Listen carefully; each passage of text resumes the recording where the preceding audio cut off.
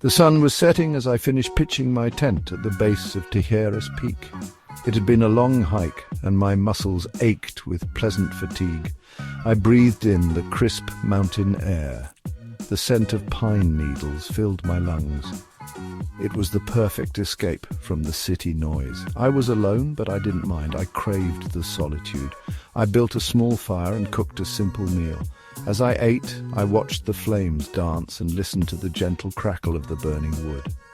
The stars began to appear one by one until the sky was a vast, glittering expanse. I felt a sense of peace settle over me.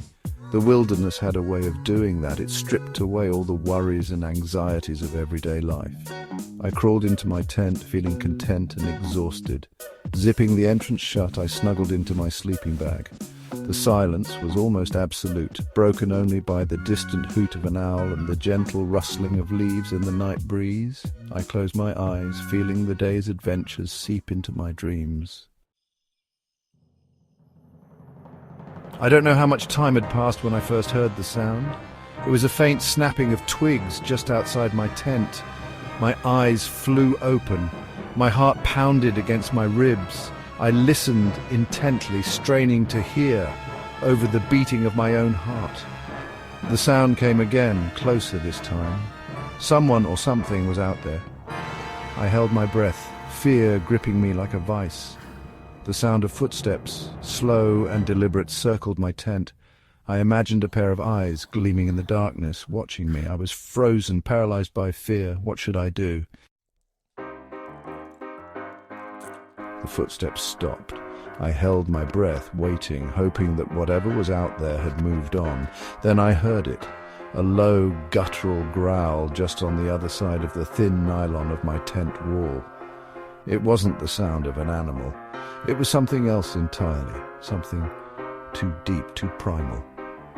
I scrambled back, as far away from the sound as I could get. My hand instinctively reached for my ice axe, the only weapon I had brought with me. My fingers wrapped around the cold steel shaft. It was a small comfort, but it was something. A voice, raspy and low, whispered from just outside my tent. I couldn't make out the words, but the tone sent shivers down my spine. It wasn't a language I recognized. It was more like a guttural chanting filled with malice and intent. Terror threatened to consume me, but a spark of defiance ignited within me. I wouldn't be an easy victim. I wouldn't go down without a fight. I gripped the ice axe tighter, my knuckles turning white. Taking a deep breath, I slowly unzipped my tent a fraction. The cold night air hit me like a slap. The whispering stopped. I peered out into the darkness, my heart pounding in my chest. I saw nothing, but I could feel it, a presence, heavy and oppressive, just beyond the reach of my flashlight beam. It was as if the air itself was thick with unseen menace. I knew with chilling certainty that I wasn't alone. Section 5. Face to face with fear, a wave of dizziness washed over me. My legs trembled. My grip on the ice axe loosened. I was overwhelmed by the sheer strangeness of it all. It felt like a nightmare, but I knew I was wide awake. Then I heard it again, heavy breathing, slow and deliberate. It was close. Too close. The sound seemed to be coming from right above me. I slowly looked up. My blood ran cold, pressed against the thin fabric of my tent. Just inches from my face was a hand. It wasn't a human hand. It was large and scaly, with long, sharp claws. I woke with a start, the morning sun streaming through the tent opening. My heart was still racing, my body slick with sweat. It took me a moment to remember the horrors of the night before. Had it all been a nightmare? A figment of my sleep-deprived imagination? I cautiously emerged from my tent, scanning my surroundings. There was no sign of whatever had been lurking outside my tent the night before. The forest was quiet and peaceful. The only sound was the chirping of birds. I slowly began to pack up my campsite, my mind still replaying the events of the previous night. Had I really heard those sounds? Had I really seen that hand? As I was packing up my gear, I noticed something strange. A large tree stump, just a few feet from my tent, had been completely stripped bare.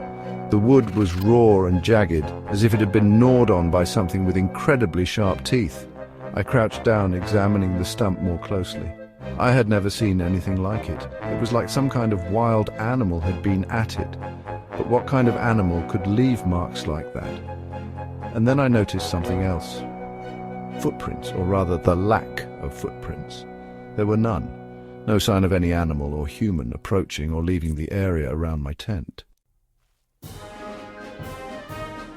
I left Tijeras Peak that day with more questions than answers. What had I encountered that night?